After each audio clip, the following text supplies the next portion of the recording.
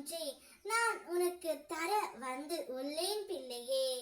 உனக்கு எதிர்மறை எண்ணங்களை தாண்டி மனதை கலங்க வைக்கும் நபர்களை விட்டு கொஞ்சம் தள்ளியே இரு. அவர்கள் அருகில் இருந்தால் உன் உள்ளத்தின் அமைதி குலைந்துவிடும். நல்ல எண்ணங்களோடு வாழ்கின்றவர்களை அணுகி உன் மனதை வலிமையாக்கிக் கொள். தூரம் வைக்கிறாய் என்றால் அதனால் நீ தனியாகவில்லை, மாறாக உன் வாழ்க்கை ஒளிவழி நோக்கி செல்லும். நான் உன் பக்கம் இருப்பதால் உன் மனதில் ஒளியும் அமைதியும் நிலைத்து நிற்கும்.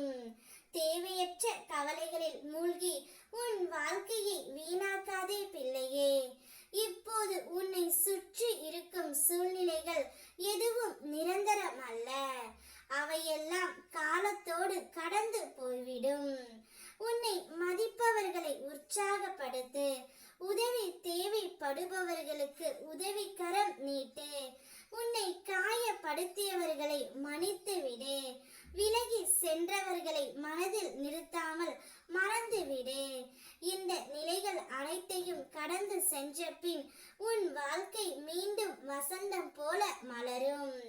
அதற்கான அருளை நான் உனக்கு தருகின்றேன். நீ ஆசைப்பட்டது அனைத்தையுமே நான் கொடுக்கவும் தயாராகி விட்டேன். உன் கடந்த காலத்தை நினைத்து கவலைப்பட வேண்டியது இல்லை. உன் தற்போதைய நிலையை பற்றியும் அஞ்ச வேண்டாம்.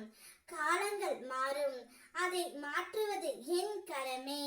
வாழ்க்கையில் நீ எண்ணிய பார்க்காத வளமும் அமைதியும் உன்னை வந்து சேரும். நீ கடந்து செல்லும் பாதைகள் அனைத்தும் உன் வாழ்க்கையை மேன்மைப்படுத்தும் விதமாகவே அமைந்து உள்ளன. நான் இருப்பேன் என்று உன் வழி துணையாக உன்னை தாங்கி நடத்த உன் வாழ்வை உயர்த்துவேன். உனக்கென்று மறு வாய்ப்பு கிடைக்க உள்ளது, அதை பயன்படுத்திக் கொள். நீ கேட்டது நான் நடத்தி கொடுப்பேன். நீ எதிர்பார்த்ததை நான் முடித்து கொடுப்பேன்.